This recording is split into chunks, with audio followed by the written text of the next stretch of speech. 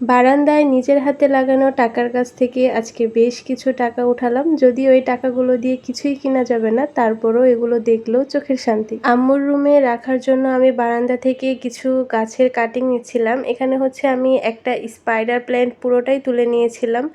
আর হচ্ছে money plant তো already নিয়েই ফেলেছি, আর হচ্ছে ফিলোডেনড্রনের একটা হচ্ছে ডাল নিয়েছিলাম।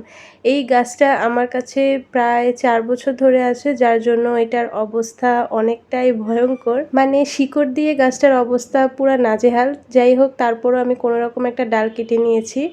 আর এগুলোকে আমি জাস্ট পানির মধ্যে রেখে দিব, একদম সিম্পল। আম্মুর রুমের এই ওয়ার্ড্রপটা একদম খালি খালি লাগছিল, যার জন্য আমি কিছু গাছের কাটিং করে এভাবে পানিতে রেখে দিয়েছিলাম। এখন অনেকটাই বেশি ভালো লাগছে আমার কাছে দেখতে। রুমে যদি গাছ না থাকে তাহলে আমার মনে একদমই শান্তি লাগে না, যার জন্য এভাবে কিছু গাছ দিয়ে আমি আম্মুর একটা কর্নারকে এভাবে একটু সাজিয়ে ফেলছিলাম। এখন শুয়ে শুয়ে এই লুকটা দেখতেও আমার কাছে অনেকটাই ভালো লাগে। আর রুমের মধ্যে স্পাইডার প্লান্ট রাখলে আসলে এটা শরীরের জন্য অনেক ভালো, যেহেতু স্পাইডার প্ল্যান্ট থেকে অক্সিজেন পাওয়া যায়। তো এই যে হচ্ছে ফাইনাল লুক, শুয়ে শুয়ে এই লুকটা আমি সবসময় দেখি, আমার কাছে খুবই ভালো লাগে। আপনাদের কাছে কেমন লেগেছে অবশ্যই কমেন্টস করে জানাবেন। আসসালামু আলাইকুম।